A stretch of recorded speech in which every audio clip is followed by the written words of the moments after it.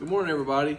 We've been doing some Schwintek slide videos, just try to help everybody out with what's going on.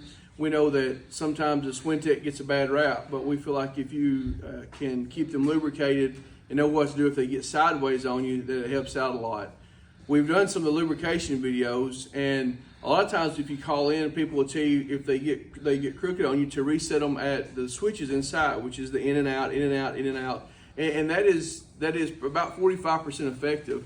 We want to show you something today that we do all the time, and if it gets crooked on you, what you need to do. So number one, if the slide goes out and it gets crooked on you, you need to work it back and forth and get it all the way out or all the way in. And you may have to do that by going in and out, and make sure it's all the way in or all the way out. Then you go outside of the coach if some people like to start the coach or some people have an accessory mode, either way. But you go outside, you need to find the Schwintek modules. That's what these things are right here, is the Schwintek module.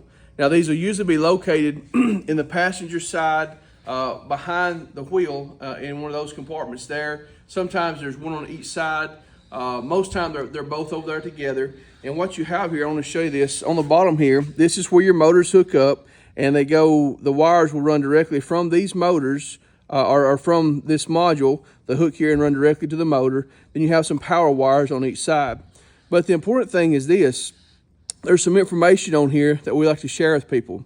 Number one, if you're having trouble with these Schwintek modules and you have the key and accessory mode or have it started and you're having some trouble with it, they throw an error code. A lot of people don't know about these error codes, but there's a key right here. You have one green blink is motor 1, 2 green blinks is motor 2. A lot of times we don't know which one's right or left. Tiffany's kind of changes that out, but it tells you which side's which. But most time, if you're having trouble with it coming out sideways, you can tell which one's not working. And it's followed by up to 9 red blinks. So you'll have 1 green and 8 blinks, or 2 green blinks and 9 red blinks. And that tells you right here kind of what's going on. Most cases, it's going to be number 8, which is a wire short between controller and motor, which means there's some kind of communication issue that you're having trouble with. The wire's cut or it's come loose, or there's a wire come off the motor. And the other one is the power short to ground. So you have some kind of motor issue there too. So most time it's a motor or wire issue when you're dealing with that it won't come out the right way. So what we're going to show you with this, if you find this module, we're going to show you a way to resync it. We tell everybody it's like resetting an iPhone, a hard reset on an iPhone. So if you look here, it has the instructions, and this is a couple things. Number one, this is also the emergency retract or extend. If you're barring a mechanical failure, there's something going on and you have trouble with that, you can use this technique to extend the slide or retract the slide. So again, you want the key and accessory motor started up. You go outside, and if you look, if he can get in there, there's a little gray button on the inside. It's hard to see, and my pinky is just big enough that I can push my finger in there. But this is what to do here. That button, you'll push it 7 times, and this is not hooked up, but when you push it, it'll flash a light.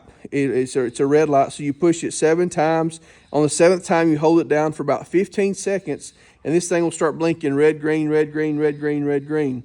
So when it does that, what it's doing, it's resyncing those motors, saying everything's set to 0. Also, inside that, you have 90 seconds for that, and you can go inside and use the buttons to bring it in or bring it out. Now, it may be where that one side's not working and you have to help that, but you can use this because what it does, these wires here is labeled here. You have a hot and a ground and communication wires.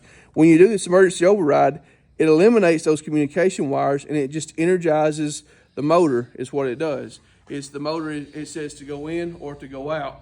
So you can use this technique for, again, it's emergency retract or extend. Now, if you're not having trouble, it's just getting sideways on you and you've made it all the way out or all the way in, and you do this technique, let it flash for 90 seconds, it resets or it resyncs those motors. This is about 95% effective, where the in and out on the buttons is about 45% effective. And if you do this most time, the guys that come in and have Schwintek issues, the first thing we do is lubricate them up, make sure it's not throwing any error codes, get it all the way out or all the way in, and then we resync it by doing that. Something else you can do also that we tell everybody is, a lot of people say you can't stop while you do this, but we know that you can, with a Schwintek slide, you can stop when you're going out, but continue to come out. And if you're coming in, you can stop, but continue to come in. It's important to try to go full travel if you can, But if you have to stop, you can, but continue to go the same way, because going halfway out and coming in gets those things out of sync. So the biggest thing is not to freak you out if it gets sideways, to work it back in, go out, reset it at the module, and a lot of times this takes care of about 40% of the issues that we have with Schwintek slides. Thank y'all guys.